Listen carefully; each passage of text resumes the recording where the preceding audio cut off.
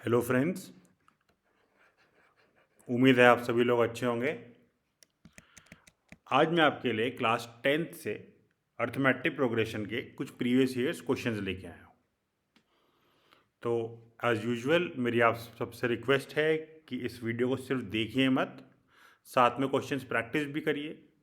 जब भी कोई नया सवाल आता है स्क्रीन पे, आप वीडियो को पॉज करिए और खुद सॉल्व करने की कोशिश करिए। उसके बाद आप मेरा आंसर देखिए, ठीक है? सिर्फ देख के मैथ्स नहीं सीखी जाती। तो आइए फर्स्ट क्वेश्चन देखते हैं। For the A P A1 A2 A3 if A4 upon A7 is equal to 2/3 then find A6 upon A8। तो हमें रेशियो निकालना है। देखिए इसमें फॉर्मूला लगेगा AN टर्म्स वाला। AN is equal to A plus N-1 into D, जहाँ पे A क्या है हमारा फर्स्ट टर्म, यहाँ पे ए हमारा फर्स्ट टर्म है और डी हमारा कॉमन डिफरेंस है, ठीक है। तो अगर मुझे इन्होंने A4 दे रखा है तो A4 कितना हो जाएगा, A प्लस 4-1 इंटू डी, यानी कि A प्लस 3D। और सेम तरीके से जो A7 है मेरा, वो A प्लस 6D हो जाएगा। A प्लस 7-1D यानी कि 7-1 6D। तो मेरे पास क्या आ गया, A4 upon A7 is equal to 2/3। ये इन्होंने हमें दे रखा है, तो इसके लिए मैं क्या लिख सकता हूँ, A plus 3D upon A plus 6D is equal to 2/3। इसे क्रॉस मल्टीप्लाई कर देते हैं तो ये हो जाएगा 3 times A plus 3D is equal to 2 times A plus 6D। तो ये हो जाएगा 3A plus 9D is equal to 2A plus 12D, ठीक है। इसको मैं A को लेफ्ट हैंड साइड में ले आता हूँ, A वाली टर्म्स को, और D वाली टर्म्स को राइट हैंड साइड में लेने देता हूँ। तो ये कितना हो जाएगा, 3A minus A is equal to 3D। ये मेरे पास एक रिलेशन आ गया है जिसे मैं एक डब्बे में डाल देता हूँ, ये मेरे को आगे काम आएगा। अब मुझे क्या निकालना है, किसका रेशो, A6 अपॉन A8 का। तो फिर से लिखेंगे यहाँ से, A6 क्या है, A6 is A plus 6-1D यानी कि A प्लस 5D। और A8 क्या है, A प्लस 8-1D यानी कि A प्लस 7D। तो A6 अपॉन A8 कितना हो जाएगा, A plus 5D upon A plus 7D। अब मैं क्या करूँगा, substituting A from equation 1, substituting A from equation 1। तो A6 upon A8 is equal to 3D plus 5D upon 3D, A की जगह फिर से 3D रखा, प्लस 7D। तो मुझे कितना मिल गया यहाँ पे, 8D अपॉन 10D। तो D से D कटा, ये आ जाएगा 4 और ये आ जाएगा 5। तो A6 upon A8 is equal to 4/5। ये मेरा आंसर है, ठीक है। ये 2 मार्क्स का क्वेश्चन आपसे पूछा गया था। चलिए नेक्स्ट क्वेश्चन देखते हैं। नेक्स्ट क्वेश्चन में उन्होंने बोला है, find the middle term of the AP 213, 220, 197 और 37। अब देखिए इसमें हमें मिडिल टर्म निकालने के लिए नंबर ऑफ टर्म्स फाइंड करनी पड़ेगी, ठीक है। तो पहले इस AP के बारे में कुछ लिख लेते हैं। हमें क्या पता है, AP की फर्स्ट टर्म कितनी है, 213, और D कितना है, किन्हीं भी दो कंसेक्यूटिव टर्म को सब्ट्रैक्ट कर लेते हैं 205 माइनस 213, तो ये कितना आ जाएगा -8। ठीक है ना, तो ए एन कितना हो जाएगा, a n is equal to 37। A n का भी हमने फॉर्मूला लिखा था a plus n minus 1 d, जहाँ पे ये nth टर्म है, ये nth टर्म है, हमें देखना है ये कौन सी टर्म है। तो ए क्या हो जाएगा 213 प्लस एन माइनस 1 इंटू -8, यहाँ नेगेटिव का ख्याल रखेंगे, इज इक्वल टू 37। तो N minus 1 minus 8 is equal to 37 minus 213। तो N minus 1 minus 8 is equal to ये हो जाएगा -176।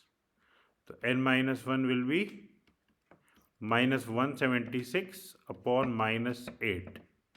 ओके, 176 अपॉन -8, तो n माइनस 1 विल बी, इसको डिवाइड करूंगा तो मैं ये आ जाएगा 8 2 16, 2 नेगेटिव से नेगेटिव कट गया, तो n इज इक्वल टू 22। तो n is equal to 22 plus 1, यानी कि 23 टर्म्स है। लास्ट टर्म जो मैं दे रखी है 23rd टर्म है। अब अगर नंबर ऑफ टर्म्स ऑड हो, for odd number of terms middle term is n plus 1 upon 2, यानी कि 23 प्लस 1 24 अपॉन 2, यानी कि 12th टर्म। कौन सी टर्म मिडिल टर्म है, 12th टर्म। तो हमें क्या निकालना है, A12 के लिए क्या फॉर्मूला होगा, a प्लस 12 माइनस 1 डी। अब a क्या है यहाँ पे, a है 213 और d है -8। 213 प्लस 11 और -8, तो ये हो जाएगा 213 माइनस 88, जो कि होता है, से 8 कम करेंगे तो जाएगा 205, 80 कम करेंगे तो जाएगा 125। ये हमारा आंसर है। ठीक है, तो मिडिल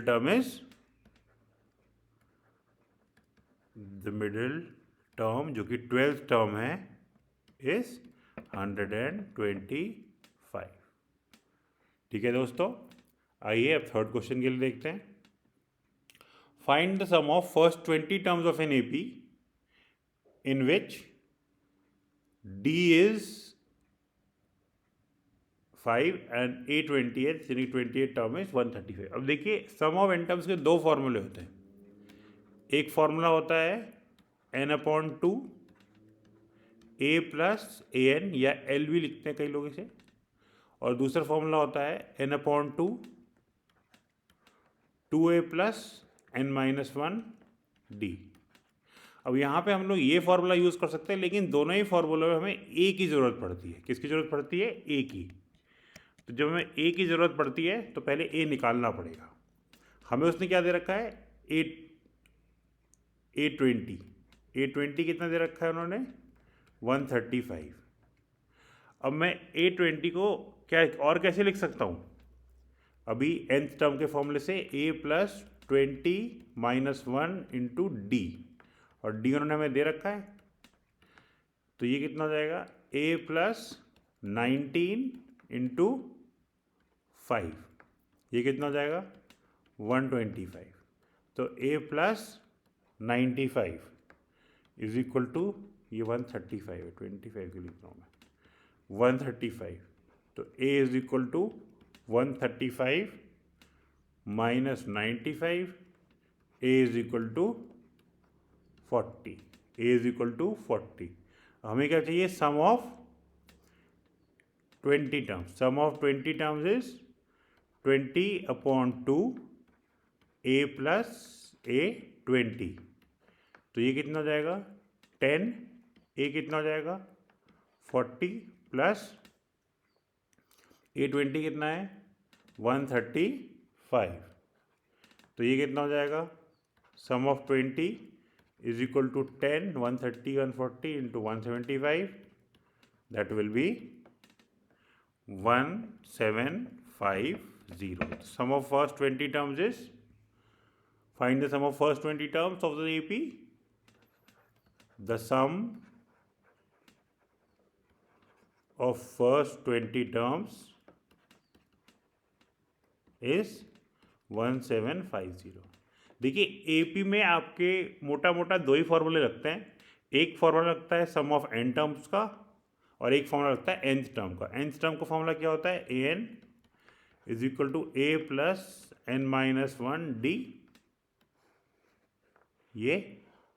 और दूसरा sum of n terms is equal to n upon 2 a plus an is equal to n upon 2 2a plus n minus 1 d. ये सम ऑफ n टर्म्स का फॉर्मूला होता है. तो ये हमारे मोटे मोटे दो उसमें फॉर्मूले हैं, एक ए एन टर्म का और एक सम ऑफ n टर्म्स का. अगर तुम चाहो तो इस फॉर्मूले को अपनी कॉपी में अलग से लिख लो दोनों फॉर्मूलास को. उम्मीद है आपको ऑलरेडी आते होंगे. अब देखते हैं question number 4. If S N the sum of n terms of an A P is given by find the nth term. देखिए यहाँ पे मैं आपको एक छोटा सा कंसेप्ट समझाना चाहूँगा. अगर मुझे कोई सम ऑफ 4 टर्म्स बता दे तो वो बेसिकली क्या है? a1 plus a2 plus a3 plus a4. अब मुझे कोई बोल दे कि सम ऑफ 3 टर्म्स पता है मुझे, तो वो क्या होगा? a1 plus a2 plus a3. तो अगर मुझे 4 टर्म चाहिए तो मैं इस वाली इक्वेशन से ये वाली इक्वेशन माइनस कर दूंगा, तो मुझे क्या मिल जाएगा? Sum of 4 terms minus sum of 3 terms. ये सारे नेगेटिव हो जाएंगे, ये से कट जाएगा, ये से कट जाएगा, ये से कट जाएगा, ये कितना हो जाएगा? a4.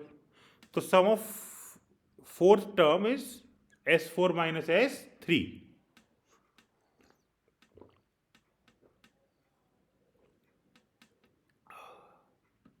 तो मुझे यहां पे क्या पता है? इस क्वेश्चन में मेरे को इन्होंने दे रखा है sn. यहां पे मैं क्या कर सकता हूं? 2n square plus n. यहाँ पे मैं n की कोई भी वैल्यू रख सकता हूँ और मुझे उसने नंबर ऑफ टर्म्स तक का सम मिल जाएगा. मुझे ढूंढनी कौन सी टर्म है? nth term.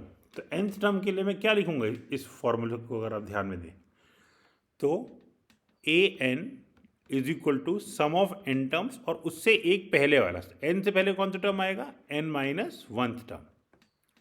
ठीक है. अब मैं इनको अलग अलग लिख लेता हूँ. देखो सम ऑफ n टर्म्स क्या होगा? 2n स्क्वायर प्लस n, ये क्वेश्चन में दे रखा है उसने. और sum of n minus 1 terms क्या होगा? 2n minus 1 whole square plus n minus 1.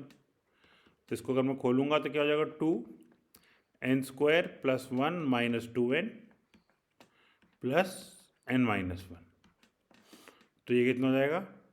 2n square plus 2 minus 4n plus n minus 1. तो ये कितना हो जाएगा? 2n square minus 3n plus 1. तो ये क्या हो जाएगा? सम ऑफ, ये हो जाएगा sum of n minus 1 terms. ठीक है. अब मैं क्या करता हूँ? an के लिए सब्स्टिट्यूटिंग इन इक्वेशन 1. an के लिए क्या करूँगा? Sum of n terms 2n square plus n minus ये minus 2n square minus 3n plus 1. इससे ये कट गया तो ये बच जाएगा n प्लस 3n माइनस 1. तो ये हो जाएगा 4n माइनस 1. तो an is equal to 4n minus 1. समझ में आ गया? तुमको nth टर्म कितनी मिल गई? 4n minus 1. दोस्तों अगर आप थक गए हैं तो आप वीडियो को पॉज करिए और 2 मिनट का ब्रेक ले लीजिए, कहीं थोड़ा घूम फिर लीजिए अपने कमरे में. ठीक है. और उम्मीद है आप अभी तक क्वेश्चन साथ में सॉल्व कर रहे होंगे, सिर्फ देख नहीं रहे होंगे. ठीक है ना? देख के मैथ्स नहीं होती है. चलिए नेक्स्ट सवाल को देखते हैं. इसमें हमें क्या करना है? ये थोड़ा डिफिकल्ट क्वेश्चन है। जब भी अल्फ़ाबेट्स आ जाते हैं नंबर्स की जगह, बच्चों को सॉल्व करने में थोड़ी सी प्रॉब्लम होती है। तो आइए इसको देखते हैं। The pH term and C, A B and C respectively, यहाँ सी होना चाहिए। The pH, QH and the RH term of an AB are A, P and C respectively, so that A Q minus R plus B R minus P plus C P minus Q is equal to 0। तो देखिए हमें कौन सी term दे रखी है, A P, A P H term. A P H term कितनी है, ए। दूसरी कौन सी है, ए क्यू एच टर्म, वो कितनी है, बी। और तीसरी कौन सी है, ए आर एच टर्म, वो कौन सी है, सी। तो ए पी एच टर्म क्या होगा, अगर मैं फर्स्ट टर्म को कैपिटल ए मान लूँ, let first term be capital A, ठीक है, और या ए वन मान लेते हैं better. Let first term be a one and common difference be d. तो ये क्या हो जाएगा, a one plus p minus one into d is equal to a. ये मेरी फर्स्ट टर्म हो गई। ऐसे ही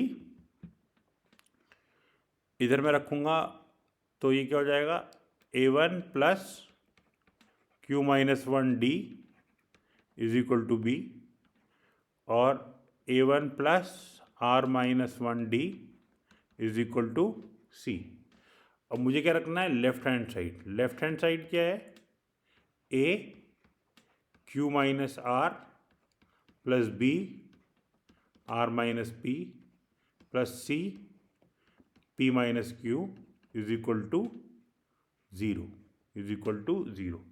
अब मैं सब्स्टिट्यूट कर देता हूँ ए की वैल्यू यहाँ से। ए की जगह मैं क्या लिख सकता हूँ, a one plus p minus one d, और ये क्या हो जाएगा, क्यू माइनस आर। बी की जगह क्या लिख सकता हूँ, a one plus Q minus one d r minus p. अच्छा, लेफ्ट हैंड साइड में ये नहीं आएगा ज़ीरो, ये हमें ज़ीरो प्रूफ करना है। और फिर सी की जगह मैं क्या लिख सकता हूँ, a one plus are minus one, a one plus are minus one d. ये मैंने ए की जगह ये रख दिया, बी की जगह ये पूरी टर्म रख दी, और सी की जगह ये पूरी टर्म रख दी, और लास्ट में बच जाएगा पी माइनस क्यू। ठीक है, अब मैं क्या करता हूँ, अब मैं इसको मल्टीप्लाई कर देता हूँ। मेरे को मल्टीप्लाई कर क्या मिलेगा, a one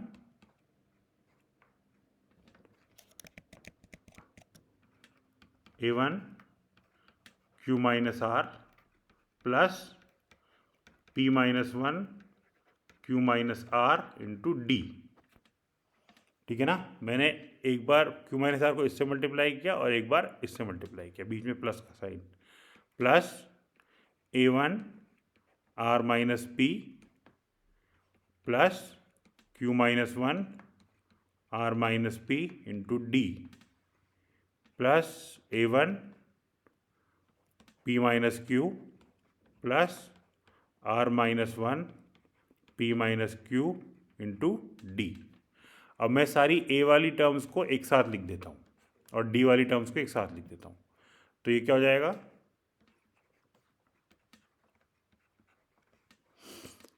a one q minus r plus A one are minus P plus A one P minus q, और सारी डी वाली टर्म्स एक साथ, plus p minus one q minus r d plus Q minus one are minus p d plus are minus one P minus q d. ठीक है, अब देखिए मैं इनमें से ए कॉमन ले सकता हूँ इन सम टर्म्स में से। इन सबसे मैं एक A1 कॉमन ले लूँगा तो ये कितना हो जाएगा, Q minus R plus R minus P plus P minus Q। ठीक है, और इससे मैं क्या कॉमन ले लूँगा, इन सबसे D कॉमन ले लूँगा। D कॉमन ले लूँगा तो क्या बचेगा अंदर, P minus 1 Q minus R plus Q minus 1 R minus P plus R minus 1 P minus Q। अब क्या होगा, P से P कटेगा, Q से Q कटेगा, R से R कटेगा, ये पूरी टर्म क्या हो गई, 0।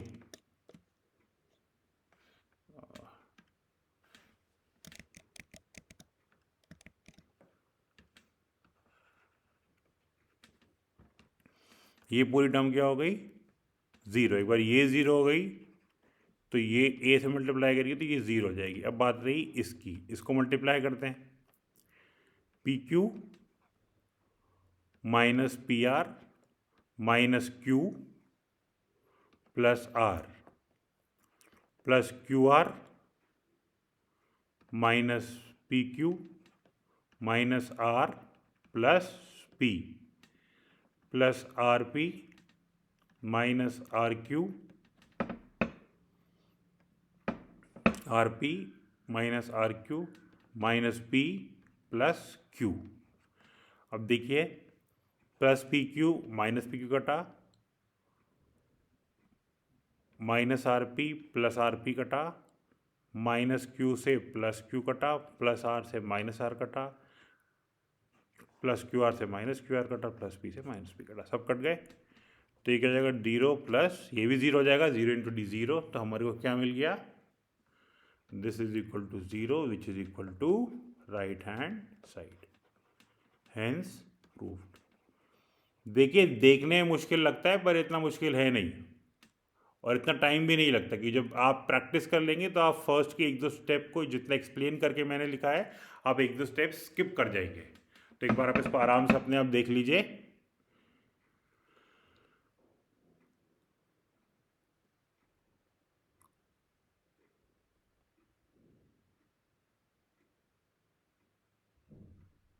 चलिए अब आते हैं नेक्स्ट क्वेश्चन की तरफ। नेक्स्ट क्वेश्चन उन्होंने दे रखा है, the sum of n terms of an AP, the sum of n terms of an AP of the series, AP नहीं दे रखा है उन्होंने, sum of n terms of the series. तो अब हम इसमें क्या करेंगे, इसमें हम लोग देखिए, अगर हम चाहे तो इसको ऐसे लिख सकते हैं, ये बेसिकली क्या है, सीरीज जो है हमारी वो है Sn जो है मेरा सम ऑफ n टर्म्स, वो है 4 minus 1 upon n plus 4 minus 2 upon n plus 4 minus 3 upon n plus कहाँ तक, 4 माइनस n अपॉन n तक। ठीक है, n टर्म्स है टोटल। अब मैं क्या करता हूँ, इनको थोड़ा अलग अलग करके लिख देता हूँ। मैं सम ऑफ n टर्म्स को ऐसे देता हूँ, 4 प्लस ये वाला 4, ये वाला 4, ऐसे सारे 4 4s लिख रहा हूँ बस। और ऐसे कितने 4 हो जाएंगे, n टाइम्स, कितने 4 आ जाएंगे, n टाइम्स। और फिर मैं क्या करूँगा, minus 1 by n, minus 2 by n, minus 3 by n, ऐसे करते करते करते कहाँ तक, माइनस n बाय n तक। तो इसको मैं एक और स्टेप दिखा देता हूँ आपको। तो 4 plus 4 plus 4 up till n times, और इसमें माइनस कॉमन ले लेते क्या हो जाएगा, 1 upon n plus 2 upon n plus 3 upon n plus n upon n। अब इसमें क्या ले लेते हैं, सम ऑफ n टर्म्स। अब देखिए, अगर मैं किसी भी टर्म को n टाइम्स ऐड करूँ तो मुझे मिलता है 4n, 4n नहीं मिलता है, उस टर्म का n से मल्टीप्लाई। जैसे कि अगर मैं 2 प्लस 2 प्लस 2 प्लस 2 करूँ, 2 5 टर्म्स, 5 बार 2 को, तो 2 प्लस 2 4 6 8 10। इसको मैं डायरेक्टली कैसे पहुँच सकता हूँ, 2 इंटू 5 भी कर सकता हूँ, वही मल्टीप्लिकेशन होता है। अगर किसी भी टर्म को आप n टाइम्स ऐड करें तो वो मल्टीप्लिकेशन कर रहे हैं उस टर्म का आप डायरेक्ट n से। तो उस लॉजिक से मैं यहाँ पे लिख सकता हूँ 4 plus 4 plus 4 n times is 4n। और मैं क्या लिख सकता हूँ यहाँ पे 1 + 2 + 3 + 4 ऐसे कहाँ तक n तक और n टर्म्स। अब देखिए ये क्या है, sum of natural number up till n। तो इसको अगर मैं करना चाहूँ, चलिए इसको S1 करके लिख लेते हैं। नंबर ऑफ टर्म्स कितनी है n, हमारा यहाँ क्या फॉर्मूला लगेगा, Sn = n/2 a + an, है ना। तो फॉर नंबर ऑफ टर्म्स कितनी है n/2, फर्स्ट टर्म क्या है 1 और लास्ट टर्म क्या है n, ठीक है ना। तो n+1/2 ये लिख सकता हूँ मैं, इसके वजह सब्स्टिट्यूट कर देता हूँ। सम ऑफ n टर्म्स क्या हो जाएगा 4n -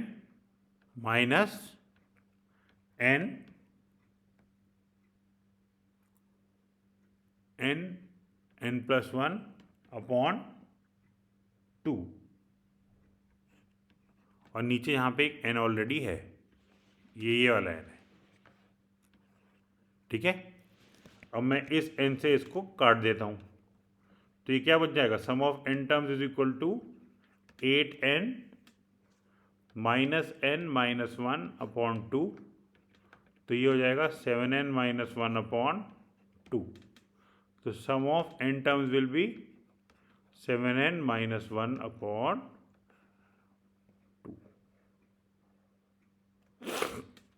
ठीक है, चलिए नेक्स्ट देखते हैं।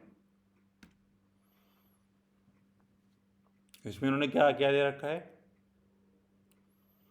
ये 3 मार्क्स का क्वेश्चन है। The 13th term of an AP is 4 times its third term. If the 5th term is 16, find the sum of its first 10 terms. तो देखते हैं पहले दे क्या रखा है इन्होंने।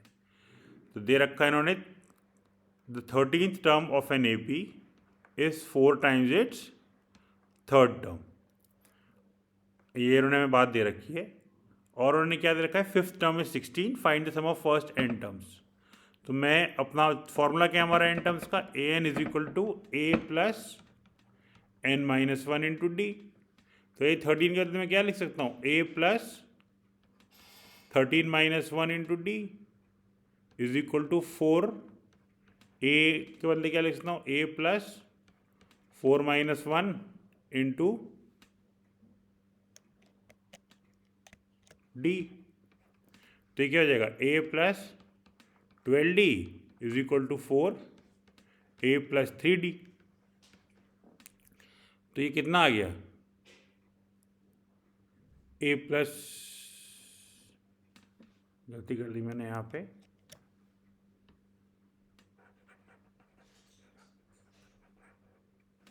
यहाँ होगा a + 3 - 1d यानी कि a + 2d। तो यहाँ पे क्या हो जाएगा,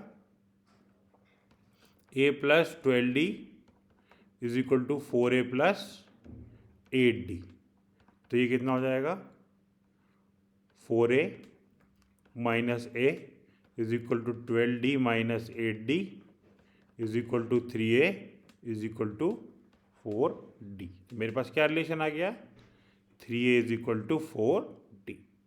अब मुझे उन्होंने क्या दे रखा है, 5th टर्म इज 16, यानी कि उन्होंने दे रखा है a5 = 16। सेम फॉर्मूला फिर से लगाएंगे, a + 5 - 1 × d = 16। तो क्या लग जाएगा, a + 4d = 16। 4d के बदले में क्या लिख सकता हूँ यहाँ से, 3d। a + 3a = 16। तो 4a = 16, तो a = 16/4 = 4। अब बात क्या उठती है, बात ये उठती है हमें क्या ढूंढना है, find sum of first 10 terms. तो इससे d भी निकाल लेते हैं हम लोग। इसका हमको d क्या पता था, 4d = 3a, 4d = 3a। तो 4d = 3 × 4, तो d = 3 आ गया। और हमें ढूंढना क्या था, sum of first 10 terms. Sum of first 10 terms कैसे ढूंढेंगे, S10 =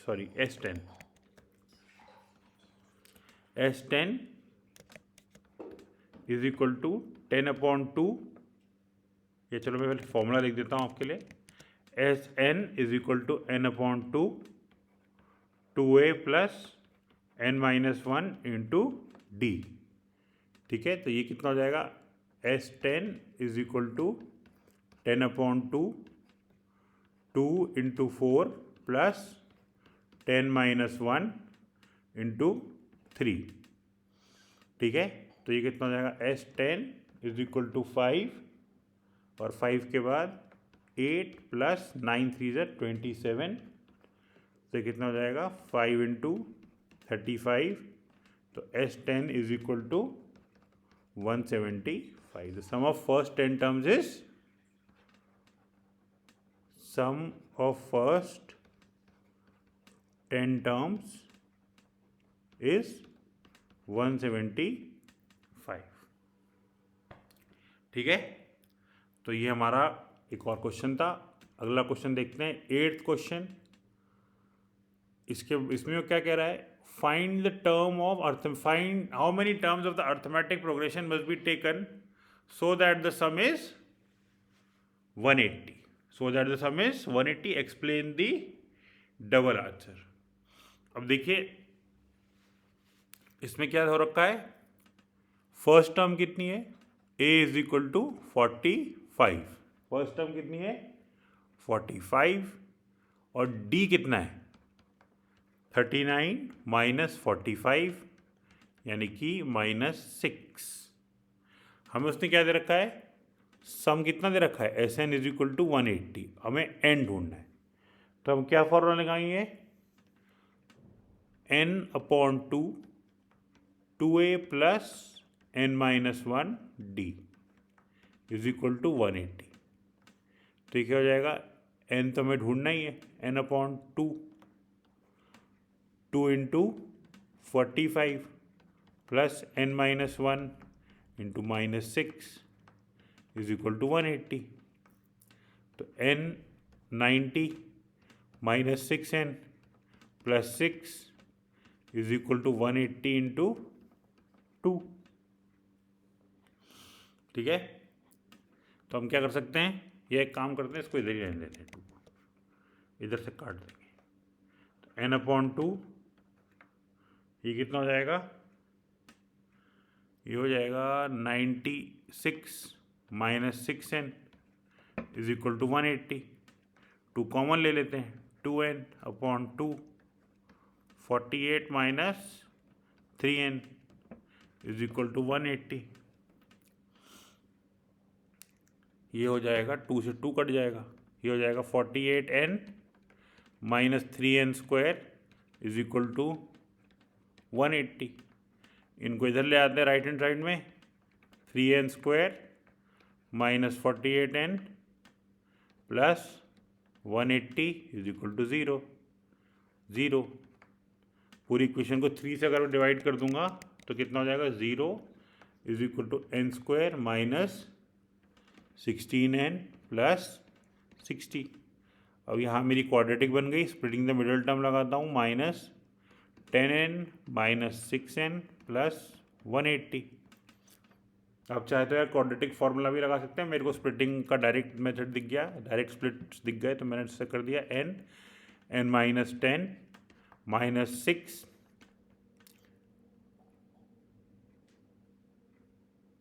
अच्छा ये तो 60 है ना, मैंने 180 क्यों लिख दिया,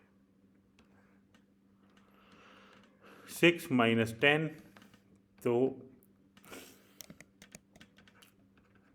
n माइनस 10 n माइनस 6 तो n minus 10 is equal to 0 और n minus 6 is equal to 0। तो n इज इक्वल टू 10 आ गया, n इज इक्वल टू 6 आ गया, n इज इक्वल टू 10 आ गया और n इज इक्वल टू 6 आ गया। तो हम सम ऑफ 10 टर्म्स भी 180 होगा और सम ऑफ 6 टर्म्स भी 180 होगा। पर ऐसा क्यों होगा, उन्होंने बोला एक्सप्लेन द डबल आंसर। देखिए the answer will be double because some terms are negative. we get a double answer,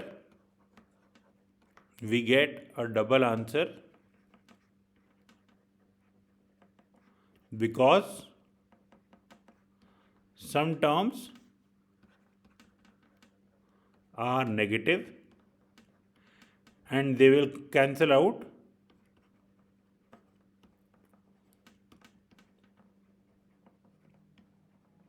the previous terms.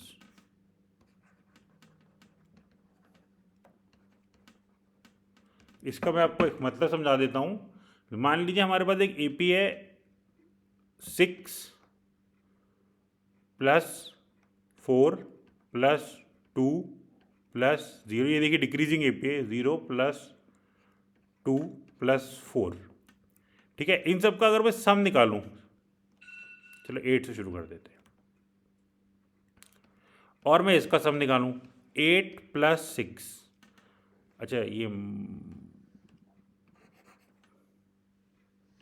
ये होंगे -2 और -4। तो अगर आप देखेंगे तो इनका सम कितना आएगा, 8 + 6 14, 14 और 4 18, 18 और 2 20, 20 - 2 18, 18 - 4 14, क्योंकि ये और ये कैंसिल आउट हो गए, ये और ये कैंसिल आउट हो गए, और हमारे पास ये जो टर्म्स है इसमें सम ऑफ 2 टर्म्स 14 आ जाता है, और इसमें सम ऑफ 1 2 3 4 5 6 7 सम ऑफ 7 टर्म्स 14 आ जाता है। तो आप देखिए यहाँ पे भी ये कैसा एपी है, ये डिक्रीजिंग एपी है, 45 39 33। तो यहाँ पे जाते जाते कुछ टर्म्स क्या हो जाएंगे, नेगेटिव हो जाएंगे। We will get a double answer because some terms are negative and they will cancel out the previous terms, ठीक है। तो उम्मीद है आपको ये समझ में आया होगा। आइए नेक्स्ट सवाल की तरफ बढ़ते हैं। इसमें उन्होंने क्या दे रखा है, एक 5 मार्क्स क्वेश्चन है। The sum of 4 consecutive terms of an AP is 32 and the ratio of the product of the first and the last term of the product of the two middle terms is 7:15. Find the number. तो आप इस question को पढ़िए, मैं जरा पानी P लेता हूं।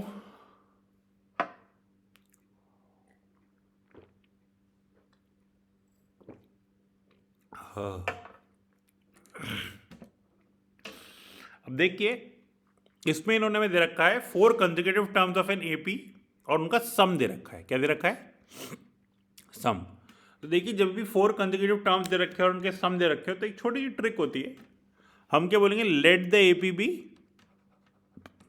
Late the 4 terms of the AP be एक हो जाएगा, बीच वाली ले लेते हैं A - D और A + D। इनके बीच में कॉमन डिफरेंस कितना है, A + D minus A minus D, तो ये हो जाएगा 2D डिफरेंस है। तो कितने लेंगे, A + 3D और A - 3D। अब देखिए इनका फायदा क्या होगा सम लेने का।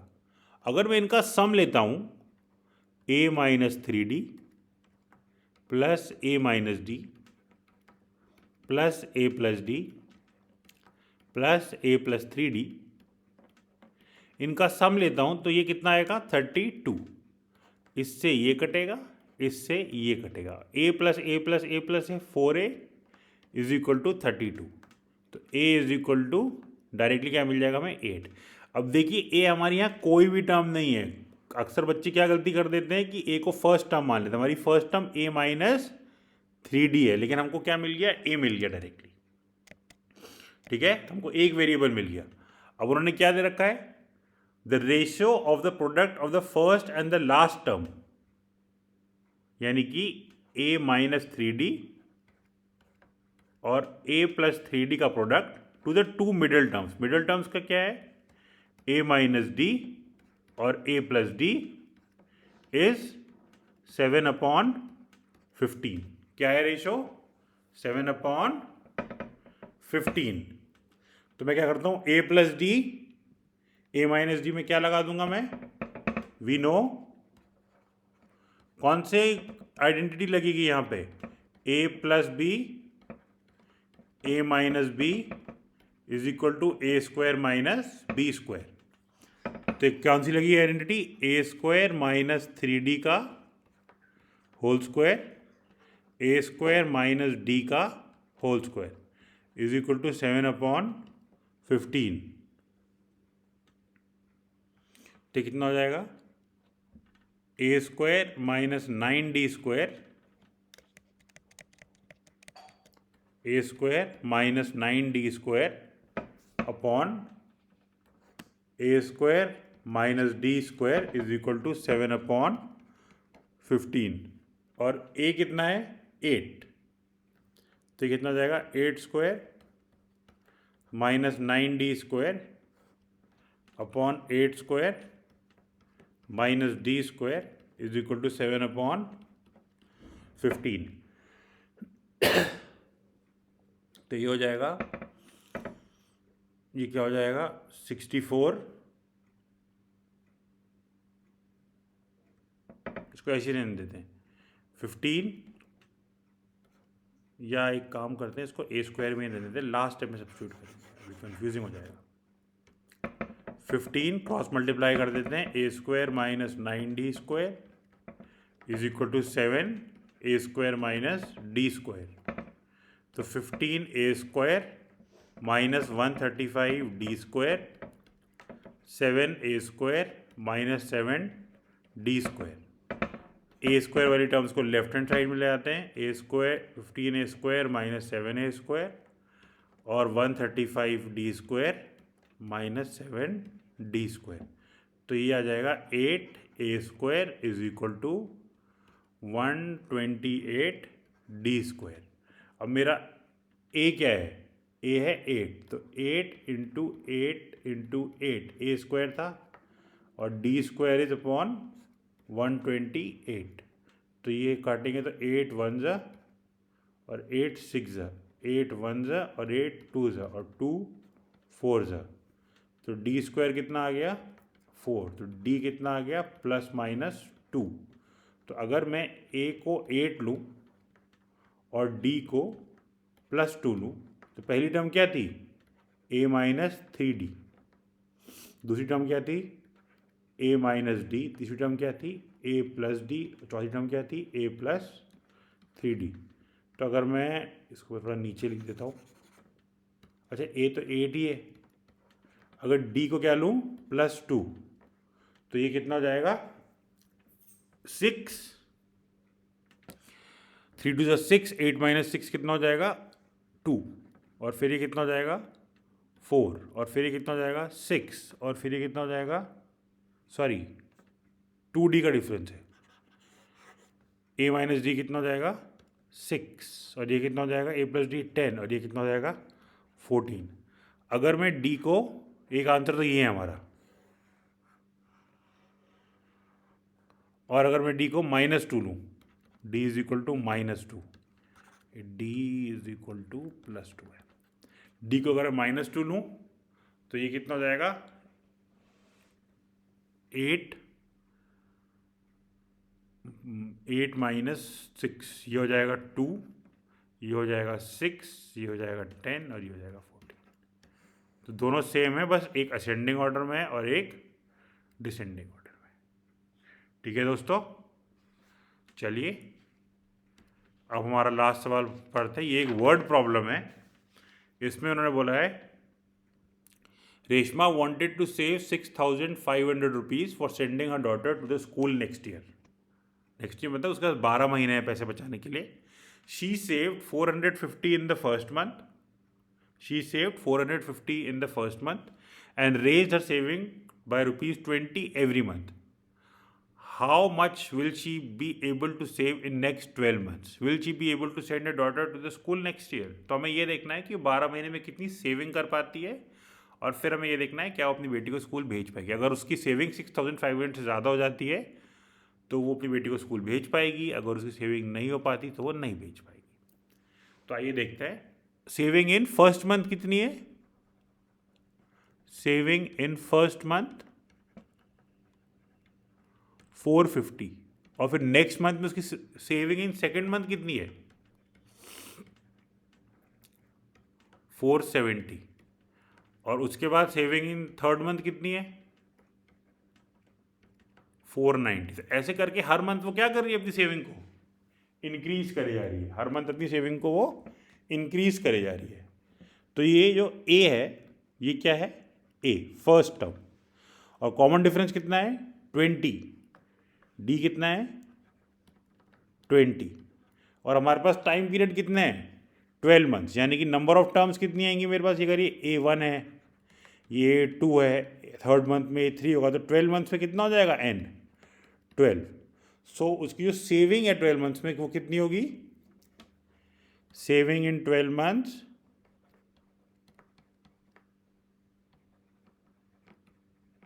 Will be SN। SN क्या हो जाएगा, सॉरी SN नहीं लिखेंगे, S12 लिखेंगे, और 12 कितना हो जाएगा, फॉर्मूला हमको क्या क्या आता है फॉर्मूला SN का, n/2 2a plus n-1 d। अब मैं n की जगह यहाँ पे क्या लिख दूंगा, दोनों जगह पे 12, ठीक है। तो ये कितना हो जाएगा, saving in 12 months is equal to, ये कट के हो जाएगा 6 और a इंटू 450 प्लस 11 इंटू 20, ठीक है। तो ये क्या हो जाएगा, saving in 12 months is 6 into 900 plus 220, तो ये कितना हो जाएगा, ये हो जाएगा 6 इंटू 1120। अब 1120 को 6 से मल्टीप्लाई कर देते हैं, 112 को 6 से, 6 2 से 12, 6 1 6 7, 6 1 6, तो ये कितना हो जाएगा 6720। तो our saving in 12 months is, Reshma's saving in 12 months is, Reshma's saving in 12 months is 6720 rupees. Is 6720 rupees. So will she be able to send her daughter to school? Yes. क्योंकि चाहिए कितना है 6500. Yes, she will be able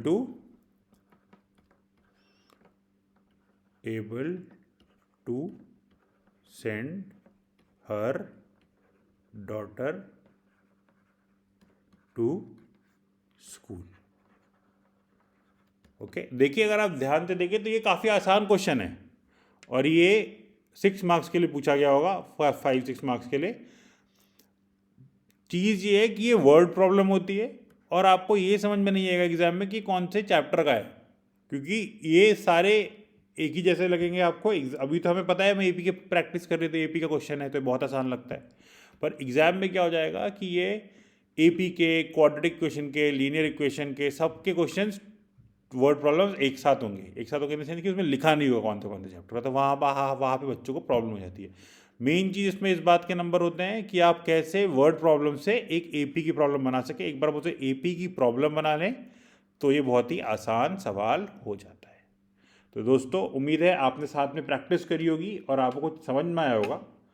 अगर आपको कोई भी doubt रहता है तो आप मेरे को कमेंट सेक्शन में पूछ सकते हैं, और आप इस वीडियो को लाइक करिए, हमारे चैनल को सब्सक्राइब करिए, और अपने बाकी दोस्तों के साथ जो एग्ज़ाम की तैयारी कर रहे हैं हमारे वीडियो को शेयर कीजिए। Thank you friends, have a nice day.